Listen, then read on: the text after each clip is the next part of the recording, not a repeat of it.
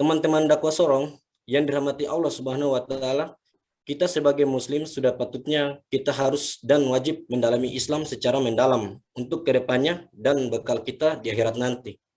Dan tema ini pada malam hari ini berkaitan dengan pernyataan salah seorang petinggi negara kita, yaitu jenderal yang berinisial DD. Nah, ternyata dari pernyataan itu mematik beragam reaksi umat muslim. Para pemirsa pecinta dakwah sorong, dimanapun Anda berada, saya selaku host pada kesempatan malam hari ini menyarankan untuk men-share sebanyak-banyaknya acara kajian pada malam hari ini. Apalagi tema kali ini menyangkut tentang beragam berita menarik berkaitan dengan Islam dan peradaban. Yuk share sebanyak-banyaknya agar teman-teman kita banyak yang menonton dan mendapatkan ilmu dalam pembahasan tema yang semangat kali ini di kalangan semua usia. Dan bagi teman-teman yang ingin bertanya bisa langsung tulis komen di kolom komentar. Dan insya Allah untuk Ustadz Amiruddin akan menjawab pertanyaan dari teman-teman sekalian. Baik, tak lupa pula solawat serta salam semoga tercurah dan terlimpahkan kepada baginda Nabi besar Muhammad SAW, manusia mulia yang telah mencontohkan segala macam kebaikan-kebaikan yang bisa kita tiru. Baik kebaikan itu adalah maupun yang keluar dari lisan, ataupun kebaikan itu bisa kita perbuat dengan amal-amal kita dalam kehidupan sehari-hari. Dan mudah-mudahan kita selaku umat mendapatkan syafaatnya pula dan yaumil akhir kelak. Amin, Allahumma amin. Pertama-tama, sebelum acara dimulai sebelumnya, mari kita sapa dulu Ustadz Amiruddin. Assalamualaikum Ustadz, bagaimana kabarnya? Waalaikumsalam warahmatullahi wabarakatuh. Alhamdulillah, kabarnya semakin baik dan semakin luar biasa. Bagaimana Mas Hendra? Kabarnya gimana juga? Alhamdulillah Ustadz, baik. Alhamdulillah, luar biasa. Alhamdulillah. Semoga senantiasa Ustadz Amri beserta keluarga diberikan kesehatan, perlindungan, dan dilancarkan segala aktivitasnya oleh Allah Subhanahu wa Ta'ala. Amin, amin. Amin. Baik, untuk tidak memperpanjang waktu lagi, mari kita mulai kajian obrolan teman surga. Pada malam hari ini kepada Ustadz saya, persilakan dibaca. Ya, baik ya. Assalamualaikum warahmatullahi wabarakatuh. Alhamdulillahilladzi hadana lihadza wa ma kunna linahtadiya laula an hadana Allah. Asyhadu an la ilaha illallah wahdahu la syarika lah wa asyhadu anna Muhammadan abduhu wa rasuluhu lan nabiyya ba'da. Allahumma shalli ala sayyidina Muhammad wa alihi wa sahbihi wa man tabi'ahum bi ihsan ila yaumiddin, amma ba'd. Para pemirsa dakwah sorong yang dirahmati Allah Subhanahu wa taala, alhamdulillah ya, kita senantiasa harus mengucapkan rasa syukur yang begitu mendalam ya atas berbagai nikmat yang Allah Subhanahu wa taala berikan. Dan tentunya kita sebagai seorang muslim telah diajarkan pula tidak cukup ya bahwa kita mengungkapkan rasa syukur itu hanya menggunakan lisan kita. Tapi rasa syukur sesungguhnya juga harus kita wujudkan dalam perbuatan kita, yaitu semakin mendekatkan diri kita kepada Allah Subhanahu wa taala, semakin tunduk dan patuh, taat terhadap apa saja yang menjadi ketentuan-ketentuan Allah Subhanahu wa taala dan Rasulnya. Atau dengan kata lain, kita semakin meningkatkan keimanan dan ketakwaan kita kepada Allah Subhanahu wa taala. Salawat serta salam marilah sentiasa kita berikan kepada suri teladan kita sepanjang masa Nabi Allah Muhammad SAW yang menjadi suri teladan yang sungguh luar biasa yang kita jadikan sebagai contoh dalam setiap aktivitas perbuatan kita, sehingga insya Allah dari situ kita akan mampu meraih apa yang dijanjikan oleh Allah Subhanahu wa taala, yaitu rahmat, berkah ya, dan berbagai macam ya apa yang dijanjikan oleh Allah Subhanahu wa taala, atau seringkali kita dijadikan sebagai goyah ya, tujuan ya, goyah tu goyah filmat dotilah ya, yaitu tujuan dari segala tujuan adalah menggapai ridha Allah Subhanahu wa taala. Baik para pemirsa dakwah sorong yang dirahmati Allah Subhanahu wa taala, ya, pembahasan yang kita angkat ya di kesempatan malam hari ini tentu ini pembahasan yang sebenarnya sangat penting ya. Karena mengapa dikatakan sangat penting? Karena kita baru-baru saja ya mendapati statement ya yang dilakukan seorang petinggi militer ya, khususnya Angkatan Darat, yang kemudian memberikan sebuah statement yang tentu pada akhirnya memunculkan ya kontroversi ya, memunculkan polemik ya di tengah-tengah umat ya, khususnya umat Islam. Mengapa? Karena memang apa namanya, sebenarnya kalau Anda sendiri melihatnya ya statement itu sebenarnya tidak perlu ya, tidak perlu kemudian terucap oleh beliau ya. Pertama, beliau bukanlah seorang tokoh agama ya, dalam artian dia bukanlah seorang yang punya uh, bidang ya di persoalan-persoalan keagamaan ya, tapi beliau adalah seorang petinggi militer ya, tentunya tupoksinya sudah sangat jelas ya, sangat berbeda ya, sehingga memang harusnya statement-statement yang seperti itu tidak diperlukan untuk diucapkan ya. Nah, berikutnya juga yang jadi persoalan adalah statementnya itu sendiri memang justru malah ya menjadi persoalan karena memang dalam pandangan Islam ya, di mana ketika Allah Subhanahu wa taala dan Rasulnya telah mewajibkan seorang muslim ya untuk mempelajari ya, atau mengkaji, atau ya kalau bahasa yang sering kita ini adalah melakukan aktivitas menuntut ilmu atau thalabul ilmi ya. Nah, bahkan menjadi wajib hukumnya ya, ini sebagai kewajiban yang fardu ain ya, kewajiban yang harus dilaksanakan oleh setiap individu ya. Nah, tapi kemudian justru pernyataan itu malah menyelisihi gitu ya, di mana ya kita sebut ya beliau adalah Jenderal Dudung ya, jadi Kasat ya, mana beliau mengatakan bahwa umat muslim ya agar jangan terlalu dalam mempelajari agama ya. Nah, kalau di sini memang karena bisa berdampak pada penyimpangan ya. Nah, dari pernyataan itu sendiri sebenarnya ya tadi ya justru malah sangat ya berlawanan dengan perintah agama itu sendiri ya, itu kita diwajibkan oleh Rasulullah SAW dalam sebuah hadis misalnya ya, ketika Rasulullah SAW bersabda talabul ilmi faridatun ala kulli muslim ya, jadi menuntut ilmu diwajibkan bagi seluruh umat Islam ya, atau seluruh kaum muslimin ya, jadi tidak ada keterangan yang lain ya berkaitan dengan perintah menuntut ilmu itu, melainkan hukumnya adalah wajib ya. Artinya di dalam Islam itu ya sangat tegas dan jelas, menuntut ilmu itu wajib hukumnya ya. Jadi kewajiban yang kami katakan tadi adalah fardu ain ya, kewajiban bagi setiap individu kaum muslimin harus senantiasa mengkaji Islam ya. Bahkan dalam hadis yang lain pun juga menguatkan ya, orang itu kemudian tidak ada batasan belajar Islam ya, batasan mengkaji Islam ya. Jadi mengkaji Islam bahkan dari buayan ibu kita hingga liang lahat ya. Artinya apa? Dari kita masih kecil sekalipun, bahkan masih balita sekalipun, nah itu harusnya sentiasa kemudian diajarkan tentang Islam ya. Setidaknya ketika anak-anak belum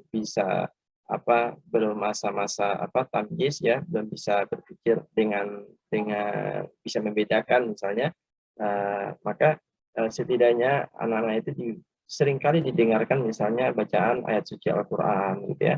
Bahkan tidak hanya sekedar ketika anak kita sudah dilahirkan ya, sudah balita maksudnya ya, bahkan ketika di dalam Islam itu bagaimana dari ketika anak itu lahir, kemudian sudah mulai didengarkan lafaz azan, ya, sudah mulai diazankan, ya. Artinya ini juga adalah salah satu proses sesungguhnya, bagaimana anak itu sudah diajarkan dari awal ketika hadir di muka bumi ini, kemudian mendengarkan lafaz azan, ya. Nah, itu yang kemudian eh, sudah dilakukan gitu ya pada saat anak dilahirkan. Nah, bahkan juga ya jauh dari itu juga, sebelum ketika masih di dalam kandungan pun, nah eh, apa eh, kita lihat beberapa contoh ya, eh, ketika para ulama yang kemudian begitu luar biasa ya, kita kenal mereka memiliki track record yang begitu hebat ya, seperti Imam Syafi'i dan sebagainya itu ya.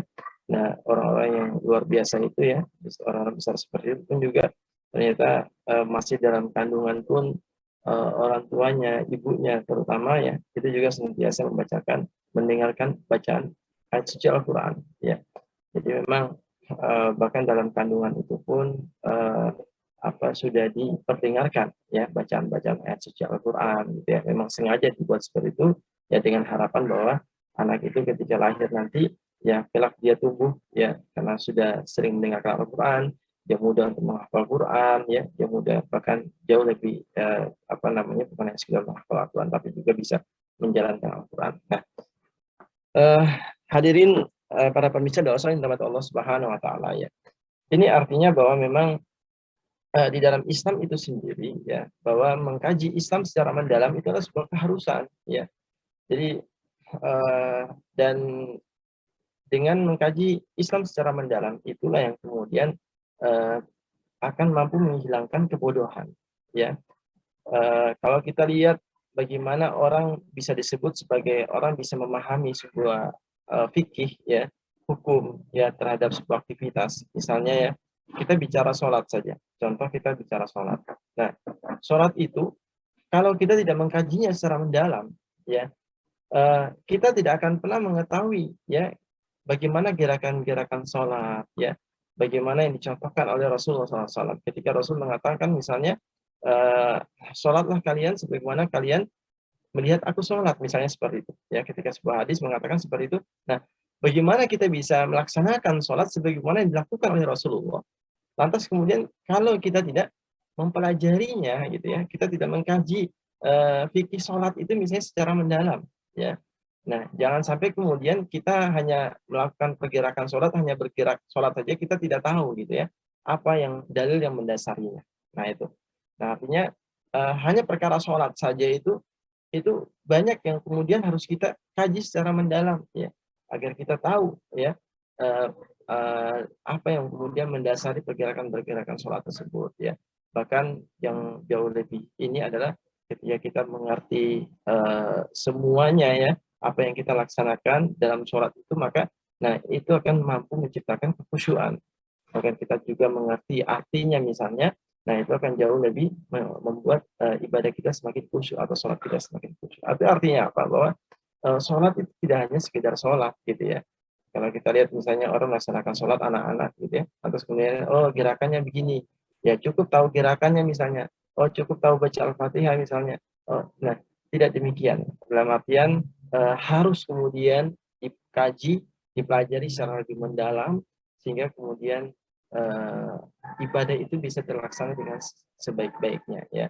Artinya ketika sholat itu diutamakan agar khusyuk, maka ya dengan kita memahami ilmu sholat itu sendiri, maka insya Allah kita akan sholat kita akan khusyuk. Nah, ini satu contoh ya, satu gambaran saja. Ini baru persoalan sholat ya. Nah, padahal di dalam Islam itu tidak hanya sekedar perkara-perkara sholat semata ya, kalau kita lihat gitu ya. Jadi di dalam Islam itu banyak persoalan-persoalan kehidupan yang kemudian dijelaskan di dalamnya ya. Sebagai seorang muslim tentunya kita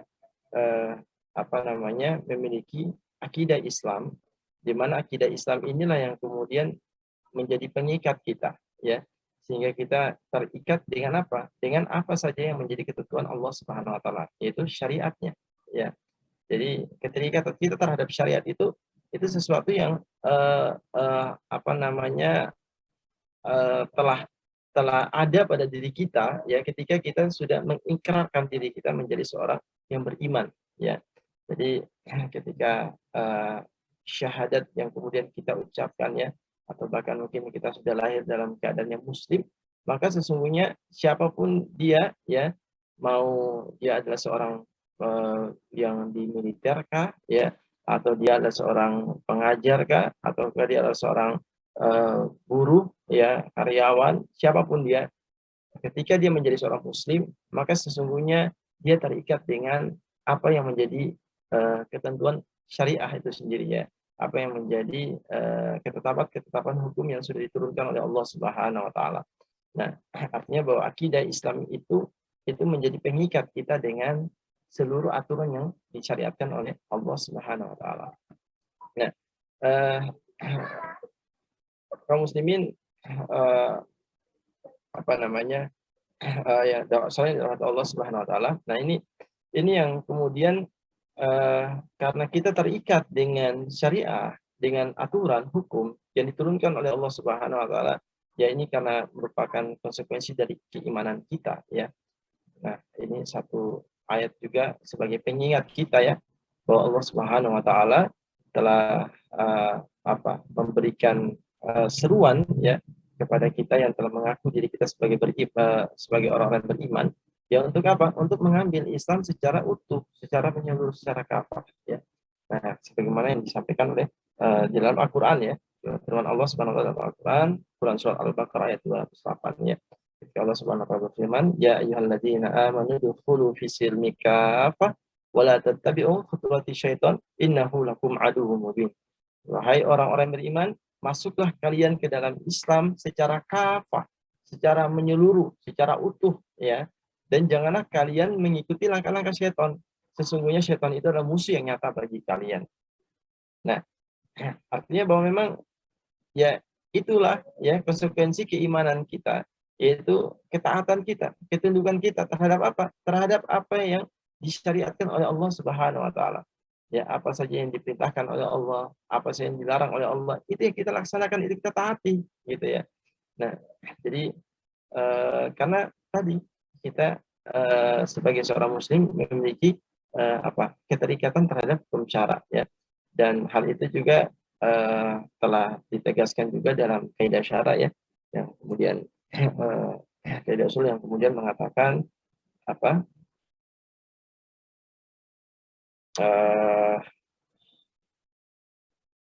jadi asal hukum ya, al aslu fil af'al ataqayyudu fil hukmi asyari ya. Jadi asal hukum perbuatan ya, ya seorang muslim itu adalah dia terikat dengan hukum syara ya. Artinya apa? Artinya bahwa setiap perbuatan yang kita lakukan dalam kehidupan ini sesungguhnya itu terikat dengan apa yang menjadi ketentuan atau syariat yang Allah Subhanahu wa taala turunkan ya.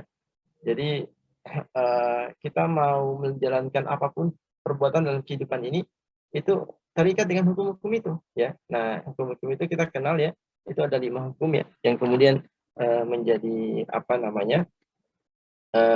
penentu ya, jadi perbuatan itu sendiri. Nah, kita melakukan aktivitas pada akhirnya kita harus melihat ya, merujuk pada kelima hukum itu. Apa saja hukumnya? Hukum perbuatan itu yang pertama adalah wajib ya.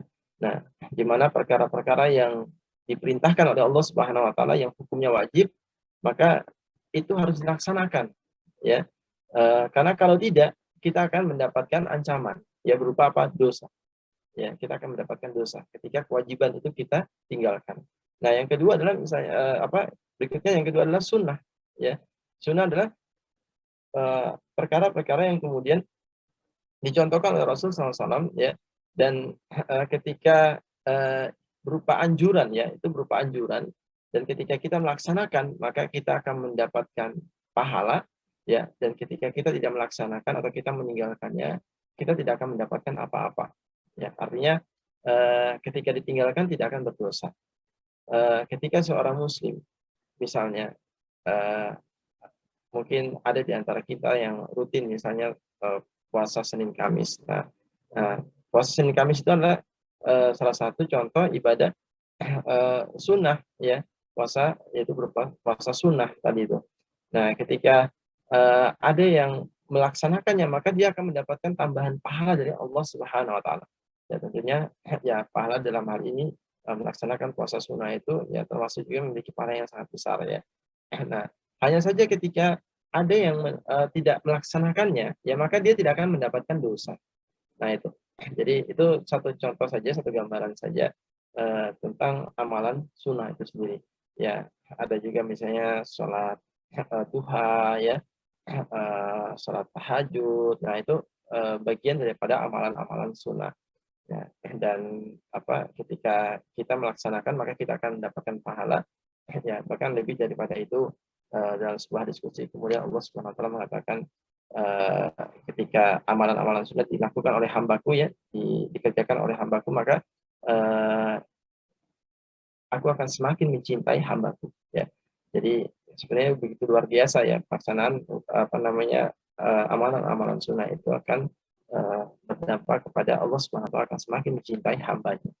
Nah, jadi ketika kita melaksanakan amalan-amalan sunnah itu insya Allah samping pahalanya kita sangat besar kita dapatkan, juga itu menjadikan Allah Subhanahu wa taala semakin mencintai hambanya ya. Kita lihat kalau betapa luar biasanya ketika Allah Subhanahu wa taala sangat mencintai hambanya, maka otomatis gitu ya, apa yang menjadi kebutuhan hambanya itu ya pasti akan Allah berikan, ya akan Allah penuhi, bahkan Allah akan menjaganya, Allah akan karena Allah mencintai hambanya. Nah, berikutnya juga yang ketiga adalah ya, yaitu amalan yang hukumnya adalah mubah ya, di mana amalan itu adalah amalan yang ketika dikerjakan tidak mendapatkan apa-apa, juga ketika ditinggalkan juga tidak mendapatkan apa-apa ya. Nah, artinya bahwa amalan-amalan yang memang tidak ada bernilai sama sekali gitu ya. Nah, kalau dalam Islam amalan-amalan seperti itu memang kalau para sahabat dahulu ya, mereka itu eh, orang-orang yang begitu luar biasa ya. Jadi yang senantiasa berupaya menjadikan setiap aktivitas kehidupannya itu bernilai ibadah. Ya, dan bahkan ketika mereka ditawarkan untuk misalnya ada 10 mubah, perbuatan mubah yang bisa mereka lakukan, maka ya mereka hanya mengambil satu saja ya. Jadi yang lain itu dia akan tinggalkan.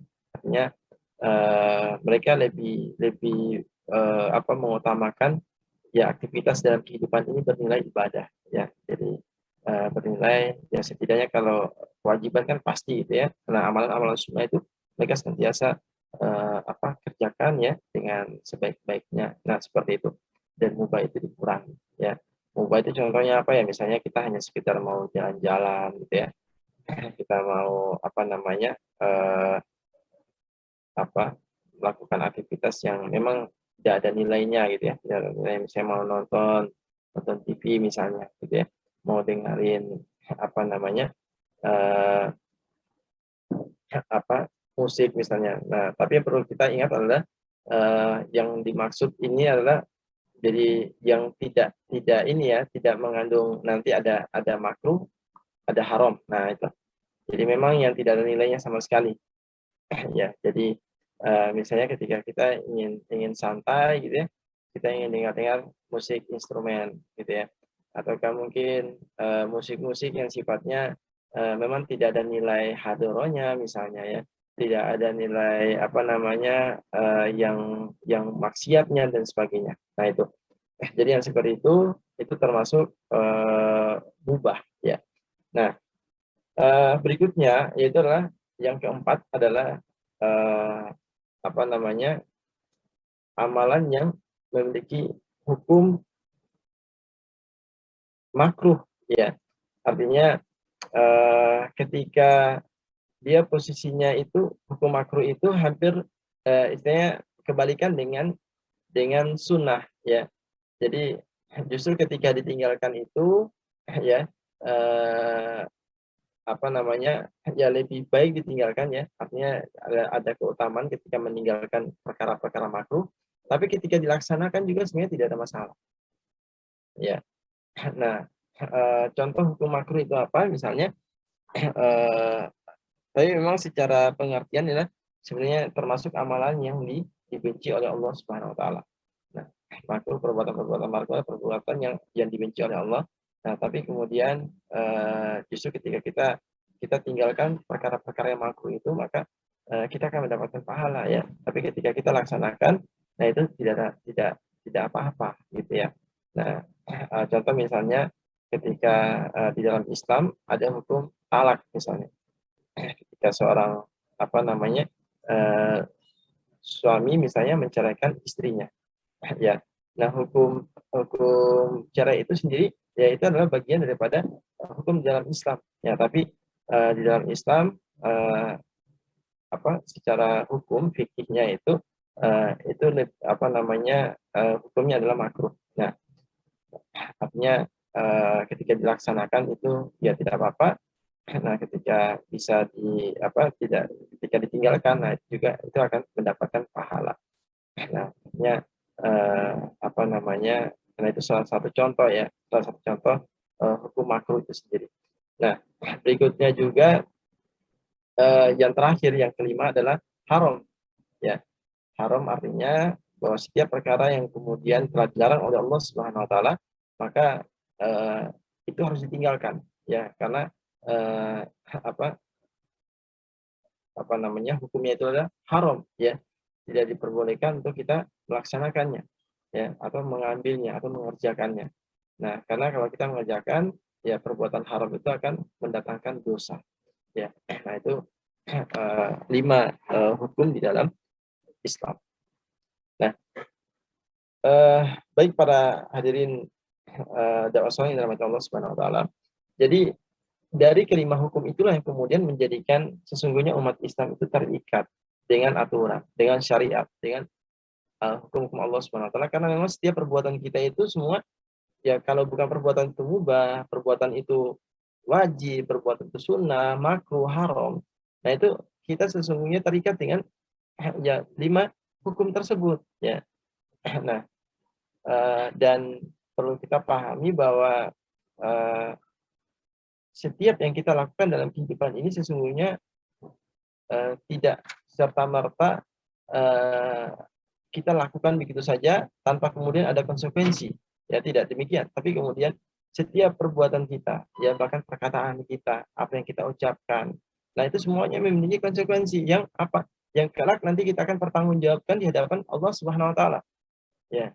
Jadi misalnya kalau Jenderal Dudung misalnya mengatakan yang demikian, ya, maka sesungguhnya perkataan itu tidak kemudian kita ucapkan enak-enak saja. Setelah itu kita cukup, nggak ada masalah gitu ya. Saya mungkin misal gitu ya, ini ada misalnya contoh saja misalnya pengen menciptakan sebuah sensasi atau apa misalnya, misalkan seperti itu ya. Nah maka jangan kira bahwa perkataan itu kemudian tidak memiliki konsekuensi hukum, ya. Di hadapan Allah SWT itu akan diminta pertanggungjawaban, ya. Apalagi kalau seandainya pernyataan, perkataan yang kemudian mengandung ya hal-hal yang justru malah menyesatkan umat, contoh seperti itu, ya. Hal-hal yang malah membuat umat itu semakin malas misalnya belajar Islam, ya, mengkaji Islam secara mendalam. Nah, justru kan menyesatkan pernyataan itu. Pernyataan yang sebenarnya akan berdampak kepada ya pengaruh yang begitu luas ya kepada kaum muslimin. Nah, apalagi misalnya yang mengatakan adalah orang yang punya jabatan posisi. Ya, nah itu jangan kira bahwa di hadapan Allah itu tidak akan diminta pertanggungjawaban dari perkataan itu, tidak ya. Makanya sebenarnya kita tidak boleh bermain-main ya, apalagi kita mengungkapkan dengan cara yang kemudian serius dan tidak ada kita tidak mau mengklarifikasi gitu ya, ataukah kita apa namanya mohon maaf dan lain sebagainya, misalnya tidak ada pernyataan-pernyataan yang kemudian meralat atau dari apa yang sudah dikatakan ya. Nah, artinya bahwa bahwa setiap perbuatan yang dilakukan oleh manusia itu akan diminta pertanggungjawaban oleh Allah Subhanahu wa taala ya. Nah, sebagaimana kita ketahui ya, ketika Allah Subhanahu wa taala berfirman dalam Quran surat Az-Zalzala ya, ayat 7 dan 8 itu. Jadi Allah Subhanahu wa taala berfirman, "Wa may ya'mal mithqala dzarratin khairan yarah, wa may ya'mal mithqala dzarratin syarran yarah." Jadi maka perbuatan baik yang kita lakukan sekecil debu pun, sekecil zarah, biji zarah ya, atau sekecil debu, itu akan dibalas oleh Allah SWT, akan diperlihatkan oleh Allah SWT di akhirat. Ya begitu juga dengan apa, perbuatan buruk kita. Perbuatan buruk yang kita lakukan sekecil zarah pun, sekecil debu pun, itu akan diperlihatkan oleh Allah Subhanahu wa taala. Nah, ini artinya bahwa konsekuensi dari setiap perbuatan manusia itu adalah pasti akan dimintai pertanggungjawaban di hadapan Allah Subhanahu wa taala. Ya, apalagi misalnya seorang pemimpin, ya, secara jelas Rasulullah SAW juga menyampaikan bahwa kullukum ra'in wa kullukum mas'ulun an ra'iyati. Ya, setiap kalian adalah pemimpin dan kalian akan dimintai pertanggungjawaban, dan pemimpin akan dimintai pertanggungjawaban dari apa namanya, dari apa yang dia pimpin itu, ya. Jadi kita bisa melihat ketika apa, seorang pemimpin itu sendiri ini kan konsekuensinya sangat besar, ya. Dia memiliki amanah yang begitu tinggi terkait dengan apa, kepemimpinan yang dia miliki, dia amanah yang ada pada pundaknya itu sebagai seorang pemimpin. Nah, artinya bahwa siapa sih yang dipimpinnya, yang berada di bawah kepemimpinannya, maka dia akan bertanggung jawab.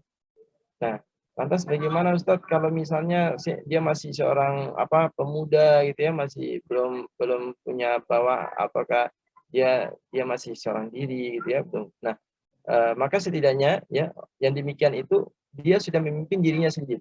Ya, ketika dia memimpin dirinya sendiri, nah maka Allah akan meminta pertanggungjawaban atas apa yang dia lakukan untuk dirinya itu sendiri. Artinya bahwa dia akan diminta pertanggungjawaban. Ya, bagaimana dengan seorang suami atau seorang istri, ya, dia juga sama ya, punya tanggung jawab yang kemudian akan dimintai pertanggungjawaban di hadapan Allah SWT atas kepemimpinan yang dia miliki. Nah, apalagi misalnya ada seorang jenderal seperti itu. Ya, jenderal itu ya tentunya memimpin banyak ya bawahannya, pasukannya. Nah, maka sebenarnya harus berhati-hati dalam kata-kata ya, karena ini akan memiliki konsekuensi di hadapan Allah yang sangat berat. Dan ya, kalau seandainya perkataan itu kemudian akhirnya diikuti oleh bawahannya misalnya, nah ini kan berbahaya sekali ya. Ya, di samping mengancam kehidupan yang mengatakan itu, ya artinya ancamannya di hadapan Allah itu sangat luar biasa ya besarnya. Nah, begitu pula juga ya, perkataan itu membuat banyak orang yang tersesat, ya, banyak yang kemudian pada akhirnya apa, yang harusnya dalam Islam itu didorong untuk semangat mengkaji Islam, tapi justru malah sebaliknya ya, perkataan itu justru malah pada akhirnya orang ya sudah tidak perlu mengkaji Islam karena katanya Pak ini begini begitu dan sebagainya. Nah, kan apa namanya, menyesatkan gitu ya. Nah, saya yang memang menyesatkan dan justru bukan mencerdaskan, tapi bersifat membodohi ya, pembodohan seperti itu. Ya, jadi padahal dalam konstitusi negeri ini ya, konstitusi di negara ini bahwa apa, adanya negara itu dalam rangka mencerdaskan kehidupan bangsa gitu ya, mencerdaskan gitu ya. Ya, bukan membodohkan gitu ya. Nah, ini yang perlu mungkin menjadi catatan ya, sehingga memang ini sekaligus juga sebagai pengingat ya kepada mereka yang punya punya amanah ya, jabatan ya, pemimpin. Nah, berhati-hatilah dalam berkata ya, karena di samping itu akan menjadi konsekuensi di hadapan Allah Subhanahu wa taala, akan diminta pertanggungjawaban. Dan perkataan-perkataan itu kalau tidak produktif sebaiknya diam ya, sebagaimana disampaikan oleh Rasulullah SAW ya, dalam sebuah hadis Rasulullah mengatakan bahwa wa man kana yu'minu billahi wal yaumil akhir falyakul khairan aw liyasmut ya. Jadi barang siapa yang beriman kepada Allah ya, apa namanya, ya, beriman kepada Allah dan hari akhir, maka berkatalah yang baik atau diam, aw liyasmut. Ya, artinya apa? Kalau kita ini orang-orang yang beriman diperintahkan oleh Allah Subhanahu wa taala untuk mengatakan perkataan-perkataan yang baik gitu. Perkataan yang apa namanya, mengandung kebaikan-kebaikan ya. Ya. Nah, perkataan-perkataan yang apa, yang kita serukanlah mengajak orang untuk kemudian mendekatkan dirinya kepada Allah Subhanahu wa taala. perkataan yang sifatnya membangkitkan semangat orang untuk beribadah gitu ya, semangat orang untuk meningkatkan imannya, ketaatannya, ketakwaannya. Nah, yang diperintahkan adalah mengatakan perbuatan-perbuatannya, perkataan yang baik-baik seperti itu. Nah, atau kalau kita tidak mampu mengatakannya, lebih bagus kita diam, ya. Auliyasmut, ya. Jadi sebaiknya kita diam gitu. Nah, jangan sampai kemudian justru malah perkataan-perkataan itu justru malah sebaliknya ya, mengandung hal-hal yang kemudian eh, menyesatkan orang dan lain sebagainya. Ya, insya Allah itu Mas Hendra.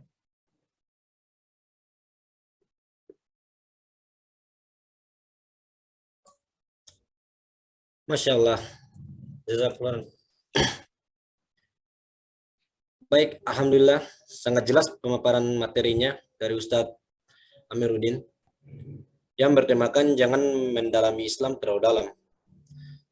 Baik, selanjutnya saya selaku host mengingatkan kembali pada pemirsa pecinta dakwah Sorong yang sedang ikut live streaming di Facebook, jangan bosan-bosannya untuk meng-share acara kajian kita orang. Pada malam hari ini tercerahkan pandangannya dengan hukum syariat Islam yang insya Allah akan bernilai pahala kepada kita, dan bagi pemirsa yang ingin bertanya bisa langsung komen di kolom yang insya Allah Ustadz Amiruddin akan menjawab pertanyaan dari pemirsa.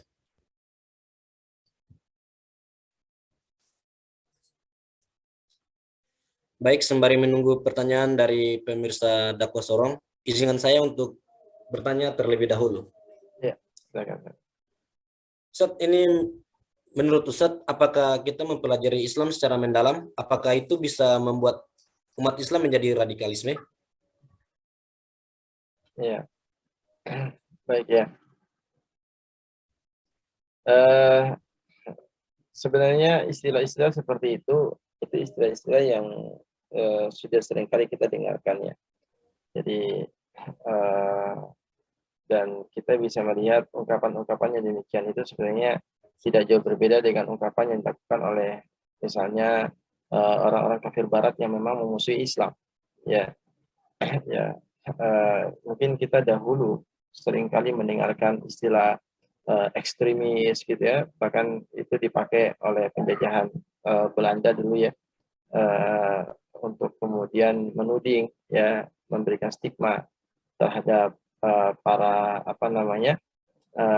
pejuang-pejuang kemerdekaan dulu ya. Jadi yang memang mayoritas mereka adalah seorang Muslim dan mereka adalah orang-orang yang memiliki ya semangat giroh perlawanan yang cukup tinggi ya, uh, apa kesadaran akan pentingnya membebaskan diri dari penjajahan ya, semangat jihad dan lain sebagainya itu begitu luar biasa ya, yang ingin melepaskan diri dari cengkraman penjajah ya.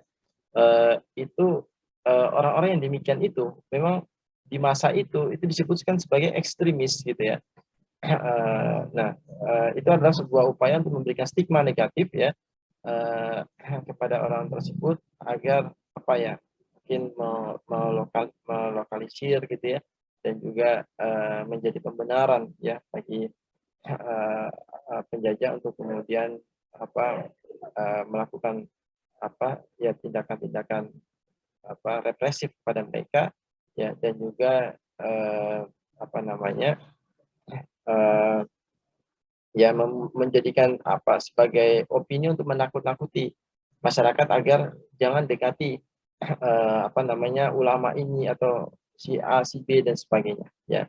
Nah, itu adalah stigma-stigma yang memang sengaja dibuat ya agar memang di masa itu agar orang-orang yang punya keinginan untuk membebaskan diri dari penjajahan ya yang terjadi pada masa itu adalah agar mereka itu dihindari, dijauhi dan sebagainya.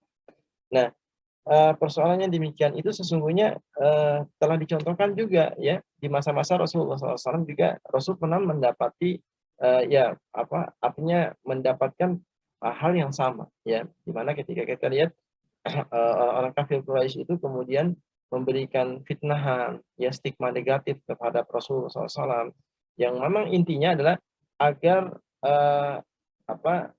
kaum Quraisy itu mereka tidak mendekati Rasulullah SAW, bahkan mereka antipati terhadap Rasul, bahkan mereka membenci Rasulullah SAW. Ya, Jadi tudingan misalnya apa namanya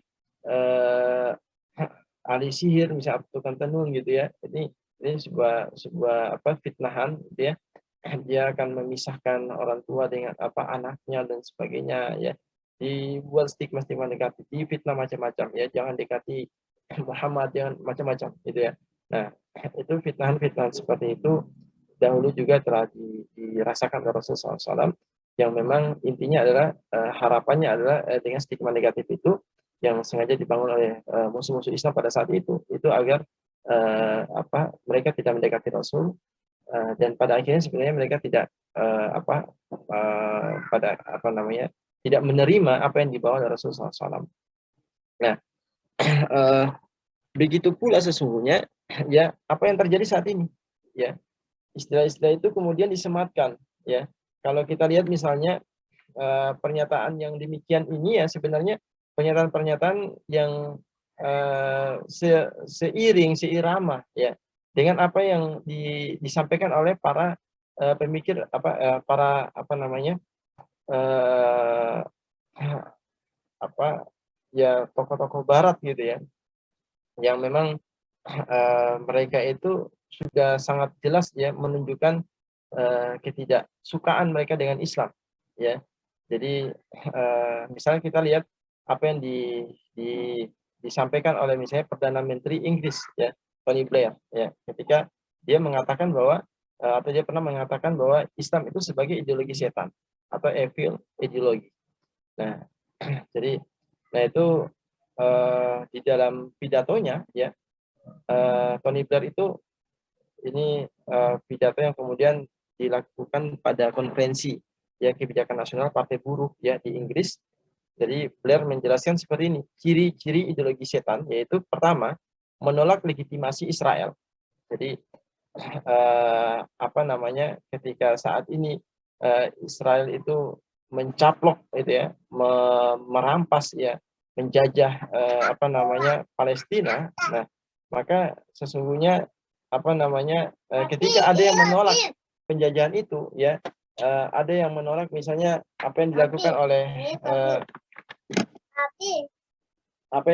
oleh penjajah Israel ya, atau agresor Israel itu sendiri ya, maka apa itu yang digolongkan ya oleh apa namanya oleh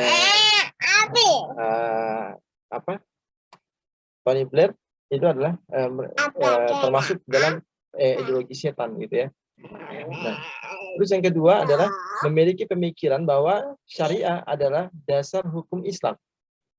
Jadi ketika ada yang memiliki apa menjadikan syariah itu menjadi sebuah dasar dalam hukum Islam, maka tergolong ya dimasukkan apa termasuk dalam ideologi setan tadi itu ya. Jadi pandangan-pandangan itu disematkan mereka yang memiliki ideologi setan. Nah, yang kemudian yang ketiga adalah kaum muslimin harus menjalankan di satu kesatuan dalam naungan khilafah. Nah ini juga digolongkan sebagai ideologi setan ya. Dan kemudian yang keempat ya, tidak mengadopsi nilai-nilai liberal dari barat. Ya, ketika ada penolakan terhadap nilai-nilai liberal dari barat, maka orang-orang yang menolak itu termasuk dalam ideologi setan. Nah, pemirsa doa seorang yang dirahmati Allah Subhanahu wa taala. Nah, artinya apa? Ini adalah sebuah stigma negatif yang sengaja dibangun, ya, sengaja dibangun untuk menyerang Islam, ya, untuk menyerang Islam. Dan ternyata ya apa yang terjadi di luar sana ya, negara-negara Barat sana yang memang mereka sangat jelas menunjukkan permusuhannya terhadap kaum muslimin.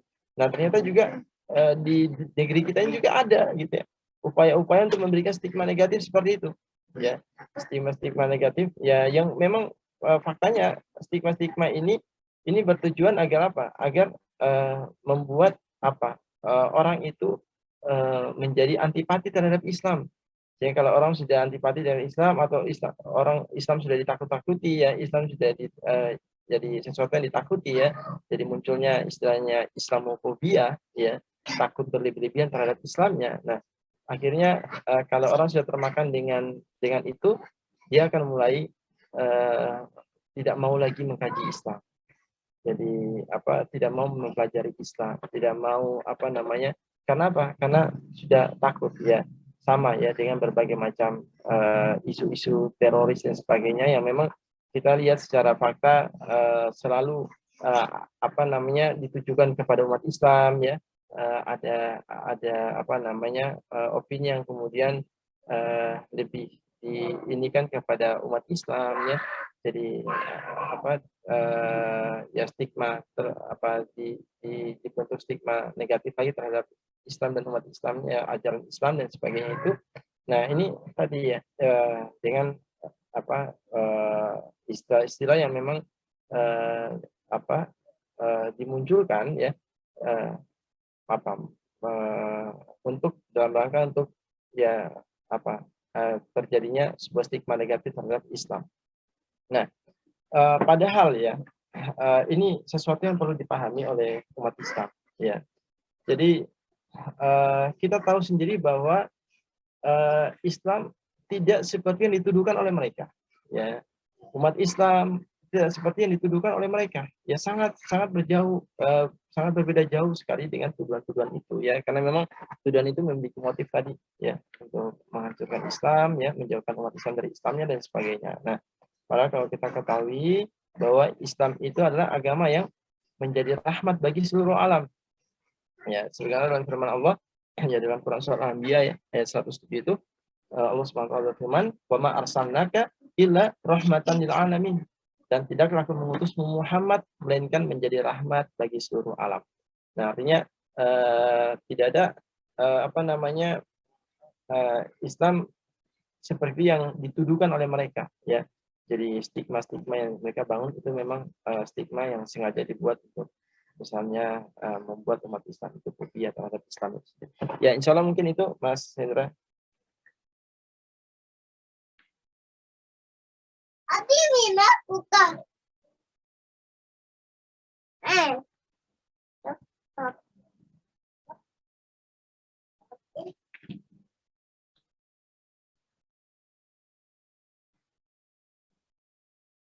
Suaranya masih mute, Mas Hendra.